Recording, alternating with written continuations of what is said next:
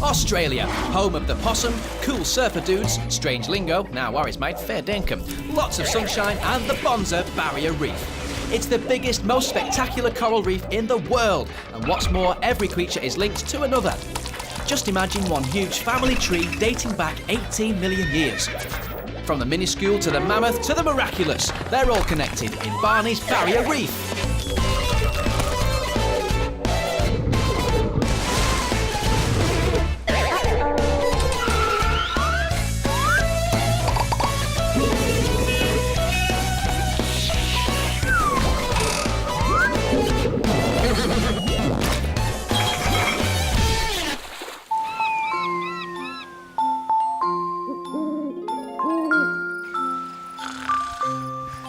Get off me, remoras. That was the goby that did it. Shark! Hey, wake up. What? We're on the night shift. No. No, we're not, because the fishes are sleeping too. No way. Most of the barrier reef doesn't even get to go to sleep, and tonight, neither do you. Besides, so many exciting things happen at night. We don't want to miss anything. Oh, OK, but it better be good. Oh, it will be. The reef at night is like a whole different universe. Shy fish becoming all bolshy, nocturnal predators coming out to play. Oh, I'm listening. Right, grab your teddy then, Barney. Today, we're on the night shift in Barney's barrier reef. Teddy bear. Me? As if.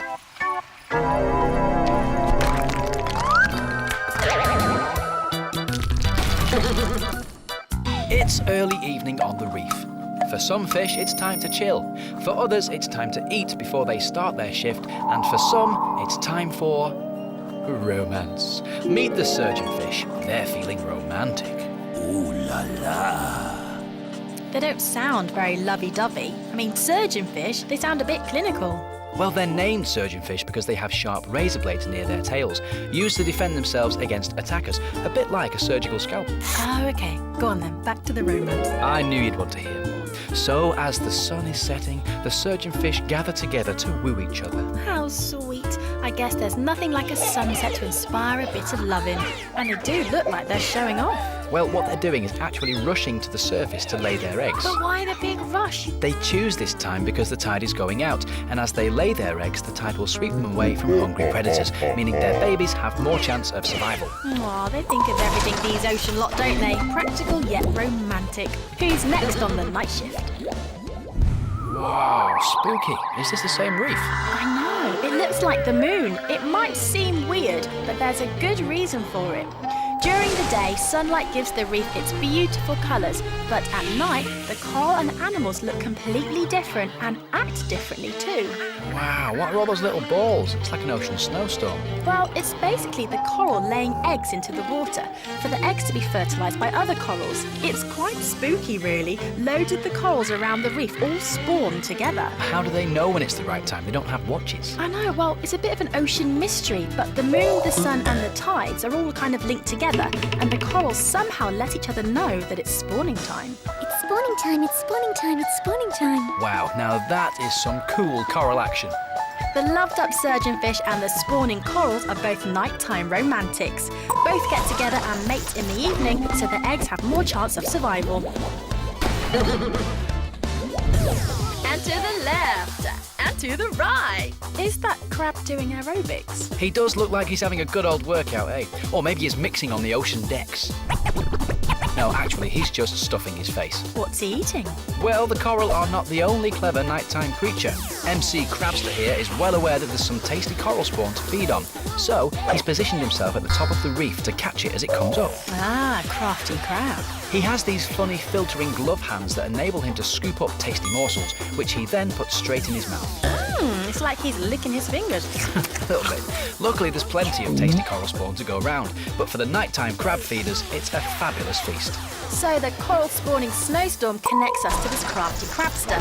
The coral release the eggs and the crab lays in wait to snaffle some of them up for his dinner. Who else is linked to our coral? After a hard day of swimming, feeding and remembering to come up for air, a turtle's work is done. Hello. He does look a bit tired, doesn't he? I'm off to bed. My work is done. Well, it is for the male turtles. Oh, here we go. All turtles work pretty hard during the day, but now it's time for the female turtles to start their night shift, and boy have they got a long night ahead of them. The females do a double shift. When night falls, they come onto land to nest. For the first 2 hours of their night shift, while the men are snoozing, the women are digging nests for their eggs. Okay, is this what you call random sand flinging? Well, she is working on her own. What do you expect? I was only asking, but I see your point. She's nearly done now, though, isn't she? No! Now she lays the eggs into this chamber she's made at the bottom of her sandpit, all 120 of them. I must admit, I have a whole new respect for the female turtle. So you should. After all that hard work, she covers her eggs with sand to keep them warm. There are loads of turtles nesting on this beach, up to 20,000. That's 20,000 turtles in an island the size of about 32 football pitches. Yep, about 625 turtles per football pitch, all trying to find space for their babies. It's hard work. Okay, I admit, she does all the hard work and the bloke turtle does very little. But why doesn't she do it during the day? Wouldn't that be easier? While nighttime is much safer for her and for her babies, she can lurk in the shadows and lay her eggs nice and peacefully. What can I say? Respect to the female turtles for their very busy night shift. Like the corals, the female turtles choose nighttime to lay their eggs to make sure they're as safe as possible from predators. So, the connection between the corals and turtles is nocturnal egg laying. Have you ever really watched a fish? What? Of course. No, I mean really watch them. They're always on the go. So when night falls, it's snooze time. But they can't be asleep. Their eyes are open. Shh, Gem, they're asleep. Fish don't have eyelids, so they look awake when they're asleep. Surely it's a bit of a dangerous time for them to relax, though. Isn't this when the big boys come out to play? Oh, no problemo. They just put their pyjamas on. Good night. Yeah, and I suppose I read a bedtime story as well. Once upon a time. Yeah, right. But they do change outfits when they sleep, like this little fella here. During the day, the fusilier fish is silvery blue, but at night, he changes his colour. It's a bit like putting on a pair of red gym jams. That's the same fish. Are you sure? Yep, at night time, red is the most difficult colour to see underwater, so it helps them hide from predators. So if they don't want to be seen, they put on a different outfit. Yeah, loads of fish do it. This fella is striped yellow, black and white during the day, but at night, he turns his colour ratio right down. But what about this blue fish? He stands out a mile. He's defo going to be shark feed. No, he's pretty safe. He's chosen a coral bedroom to settle down for the night. I think that shrimp's got the best idea. No one's going to argue with that toothy triggerfish. Oi, keep the noise down. So, like the turtles, sleeping fish use the cover of darkness to hide away from predators. Aha, the parrotfish. It's an ordinary-looking fish with a mouth of steel and a sand-blasted bottom. Trust you to remember they poo sand. Yes, the parrotfish spend the day travelling around in schools, bustling around, chomping algae off rocks, so by night time, they're pooped. I'm not surprised. Rock chomping and what goes with it, it must get tiring. Well, once night falls, they say goodnight to their buddies and search for somewhere to sleep. So, where do they go? Under rocks and stuff? Well, yes, mainly coral. Once they found a little crack or hole to snuggle into, they make their very own sleeping bag and kind of camp out for the night. That is a cool trick. How? Well, it's another fascinating use of mucus. What? You mean bogies, don't you? In a word, yes. They release lots of mucus and wrap it around themselves before they sleep. They make their own snot sleeping bag. I'm not sure whether to be impressed or disgusted. Well, it protects them from predators that hunt by smell, like sharks. So it's kind of a mixture of a sleeping bag and armour. And it's snot. I mean, not. Oh dear. A quick process either. It takes half an hour to make the cocoon and almost as long to get out. And they eat their way out. Hang on, they eat their own snot. That's gross. So some fish change colour when they go to bed, but the parrotfish creates a mucus bubble shield to protect themselves from predators. Oh, look, it's 11 p.m. already. I know. It's been an interesting night so far, hasn't it? We started with the surgeonfish and ended up with the dozing parrotfish. How did we get here? Well, our surgeonfish have spawned, as have the spooky coral with their ocean snowstorm. And the crafty crab are feeding on any coral spawn they can grab. Whilst our hard grafters, the female turtles, are halfway through their night shift, I don't envy them. Bet you'd want to be a sleeping fish. They're getting in their Zeds ready for action tomorrow. Just like the parrotfish in his snotty sleeping bag. So, who's our next sleepless sea creature?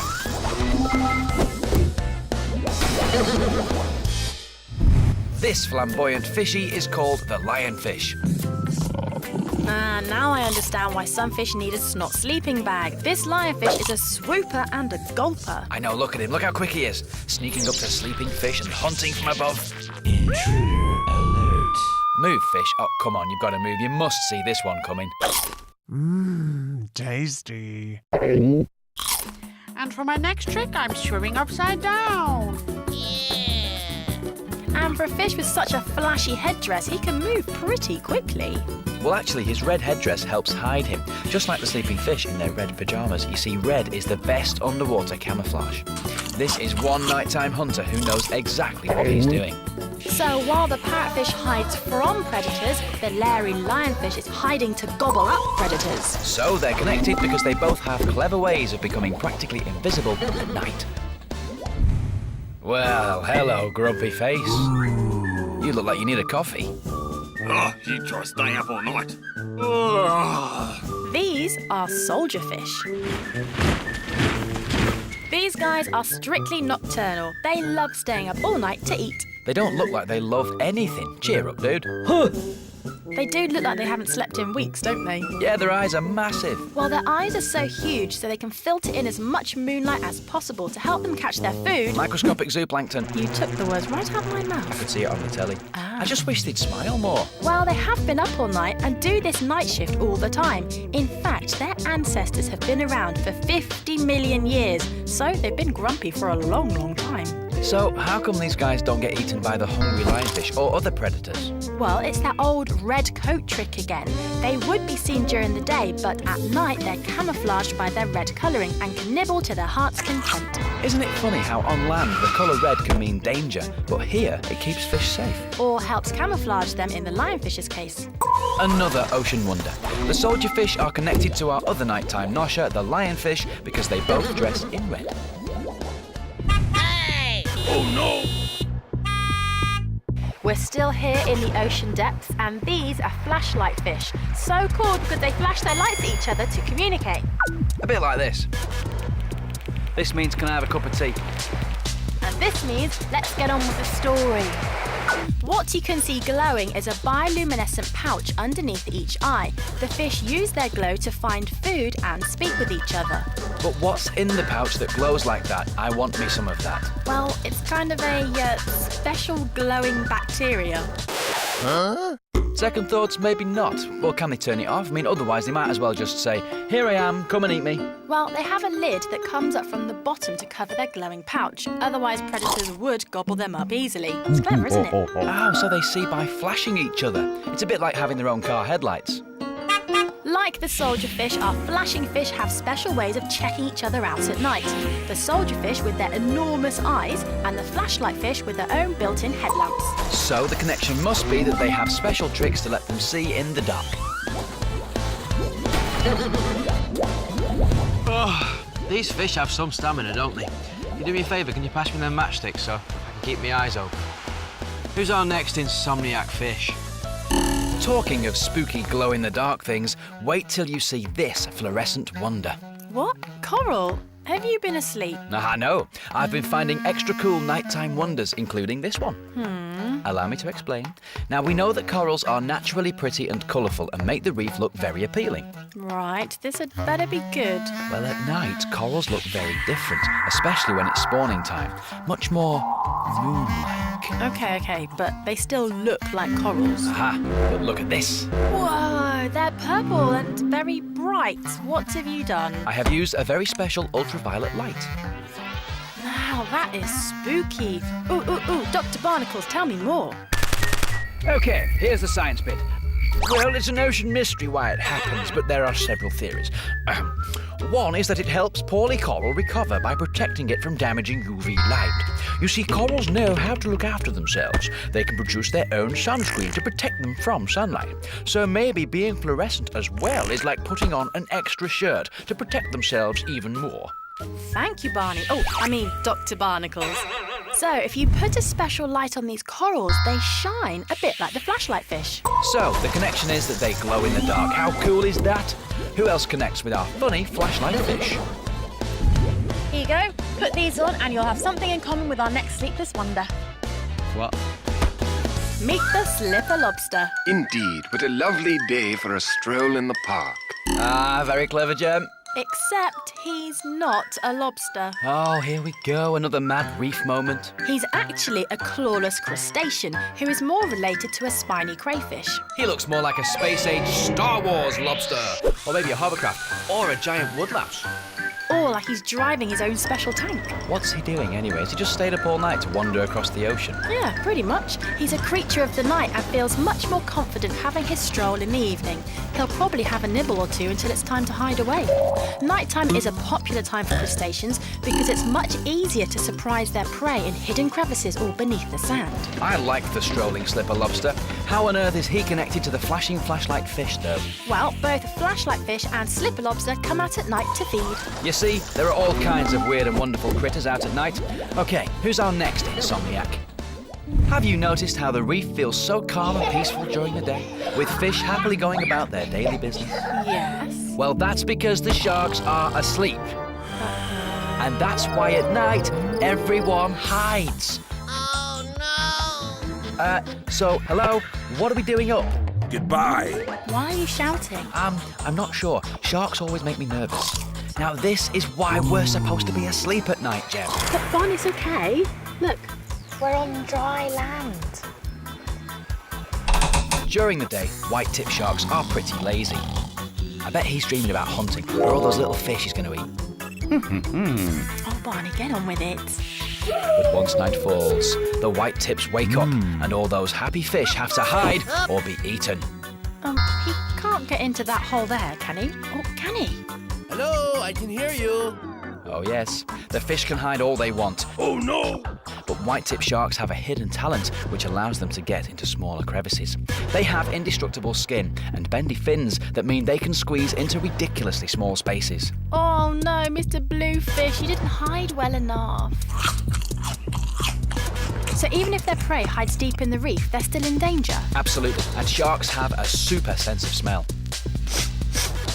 And if you combine that sense of smell with their extra electro senses that allow them to detect a sleeping fish's heartbeat from kilometres away, you've got no chance if you're on this shark's menu. Sharks can't swim onto the beach, Barney. But I think we can safely say they're the ultimate nocturnal hunter with a raging appetite. And just like our slipper lobster and his mates, they come out to feast once nighttime falls. It's time for a reef cap.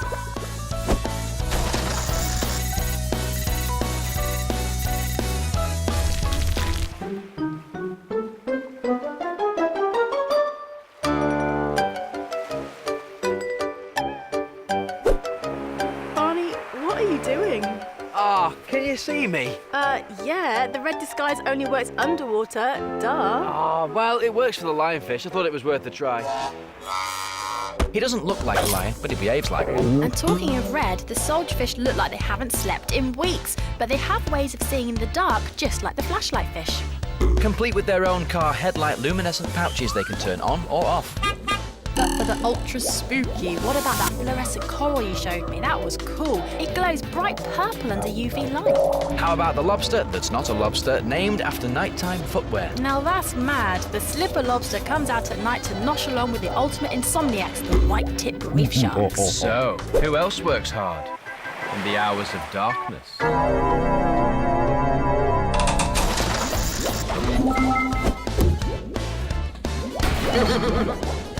Wow, this shell-type geezer looks almost energetic. It's the giant Triton snail, named after the Greek god Triton. The giant Triton. Sounds much scarier than he is, though.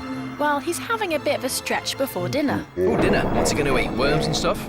No way. He has a lot more, shall we say, toxic taste buds. What are you talking about? Well, let's just say he's starving. Really starving.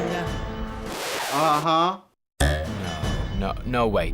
Come on, snails don't eat sea stars, do they? Hello? Hey, Oh yes, they eat all sorts of sea stars and sea cucumbers too. By day, an ordinary snail, but at night, he's the deadly Triton. Once he's caught the sea star, he pushes his proboscis, it's a bit like a trunk, into the body, feeding on the soft parts first. Wow. Is he really going to eat all of it? Looks like it, doesn't it? Although because the sea star's legs can grow back, it could escape, leaving a leg or two behind for the Triton to munch on. I can think of better midnight snacks like chocolate. It's certainly not for the faint-hearted, this meal. Loads of legs, big, spiky and toxic. Well, I bet that'll fill him up for a while then. Well, yeah, they only eat once a week, luckily for the sea stars. And I thought only sharks were nighttime hunters. It seems like they're all at it. Yep, the white tips and the Triton shell are linked because they're both nighttime predators. Ah, a lovely little seashell, having a nice nighttime stroll along the ocean bed. Oh, yes, look at him. He's making friends with a fish. I know. Hello. But he's getting a bit close to Mr. Fish. He's behind you. No! He's eating it whole! Ah, that fish is a goner. You fall for it every time, Gem. He may look sweet and innocent, but he's not. He is one of the most venomous creatures in the ocean, capable of killing people. No, he can't be tougher than the giant Triton. He's half the size. Oh, and he's much deadlier. And nighttime for this geezer is pure party time. He can't see very well, so he has to smell his prey by running water through this one big nostril called the siphon. And when better than at night when his victims are sleeping? He smells by inhaling water. Cool. This one must have a great sense of smell. Look, he's on his second course. He's silent and deadly and creeps along the ocean floor on his 1 foot until... Goodbye. Well, until it's too late for little fishy here. But he's a snail. How can he move so fast? See his tongue? Well, on the end there's a tooth. But not just any ordinary tooth. That is a barbed tooth that stabs its prey like a poisoned dart. He lassoes, injects the venom which paralyzes, and then sucks his prey up. So he swallows his prey whole. Gross. And rumour has it, he can start digesting his food before his prey have even died. Ugh, so he's chewing them and killing them at the same time. All this from a sea snail. Yeah, and what's more, sped up. He looks like a Dalek. Oh, there's something in that, you know. Sped up, he looks a lot more wicked. I just can't believe it. Another deadly snail. Yep, like the giant Triton, the cone shell is a 1-footed deadly nighttime hunter using his special sense of smell to sniff out prey. We may have encountered a breathing rock. That may or may not be an eye. And those may or may not be some teeth. I think you were right the first time. I think so were you. We're looking at a stonefish, a master of disguise, a true monster of the deep. And really, really ugly. Indeed. Oi, do you mind? Is he going to sleep? Looks like he can't get comfy. And boy, does he need to be comfortable because he may be there for a while. Sleep is the last thing on his mind. Ew, nice day for Sid. Sid? Where are you? Meet one of the ocean's most convincing night tricksters. He has all the tools to disguise himself and stake out any passing prey. Thick skin covered in slimy algae to resemble a stone. Eyes that can constantly look all around them, his very own binoculars. Upturned mouth facing the surface, all the better to gulp you with. Add it all up and you get an easy meal for this geezer. They're a nighttime bottom dweller. With their algae-covered slimy skin, they can hide anywhere. They're terrible swimmers, but with a mouth action like this, he doesn't care. This night hunter's prey can be history in about 15 milliseconds. Stonefish doesn't rest at night because with a gut that size, he's always hungry. But he's the ultimate master of disguise, blending into the background and lying in wait for poor, innocent fish. Now, who else could be connected to the shady cone shell?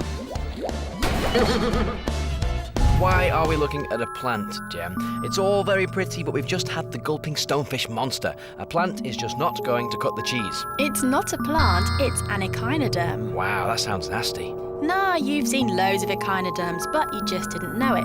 These guys are related to sea urchins, sea cucumbers, sea stars, and brittle stars. Wow, they've got a lot of relatives. I bet birthdays are cool. But unlike the other echinoderms, you won't see these guys anywhere during the day. But at night, they're all action. So why are they doing that weird floaty dance thing? They look like they're dancing to a rock ballad. That's their arms. Wow, that's a lot of arms. They have arms within their arms, these guys. They all branch together like a snowflake. Okay, so what do they do with all these arms, Gem? They hold them up in the current and catch mini micro food called plankton as it passes by.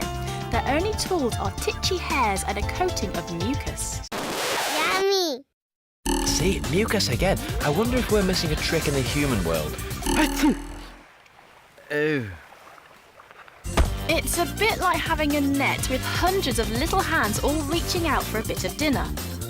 That's cool, but if I had hundreds of arms, I can think of a lot more interesting things to do. Like the cone shell, our handy basket star only comes out at night because he knows it's the best time to grab all the grub. The basket star also links right back to our first night critter, the surgeonfish, because they both make the most out of nighttime currents, one for spawning and one for feeding.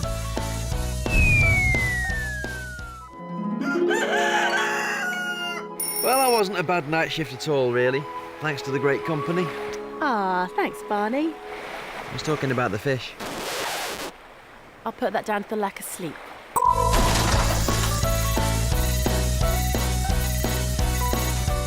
First up were our surgeonfish, who meet up at dusk to get romantic. Like our magical coral snowstorm, who spawn at night to escape predators. But there's always one freeloader, and this time it's Mr. Crab, who stays up especially to nosh on any spare coral eggs. And no one does a harder night shift than the female turtles, who lay eggs under the cover of darkness to make sure they're safe. They sure don't get a lot of snooze time, unlike our sleeping fishes. Once they put their pyjamas on, that is. But the oddest night dwelling has surely got to be the snot sleeping bag, created, slept in and then eaten by the potty parrotfish. I don't blame him when there are flamboyant dudes like the lionfish around. Ludicrous outfit, but it helps disguise him so he can sneak up from behind. The longest shift worker has to be the soldier fish. Big eyes, grumpy face, and his red coat helps him hide away. Fish with their own headlights. The flashlight fish have found a much flashier way of keeping in touch, but they can't beat the magical fluorescent coral. It's an ocean mystery. He looks like a slipper, but the slipper lobster is not a lobster. He does hunt at night though, just like the bendy, fearless white tips who can sniff out dinner from miles away. Like the giant triton, a snail that eats spiky, poisonous, ginormous sea stars, a bit different from your garden snail. Then there's the pretty but deadly cone shell. With its venomous toothy lasso action, no sleeping fish is safe. And if the cone shells don't get you, the stonefish will. Plug ugly, but strikes out of nowhere, and so thick-skinned he just doesn't care. Then there's the floaty basket star, whose many arms allow it to sway and scoff at the same time. You know, you really remind me of someone. Oh, I know who it is. It's the soldier fish.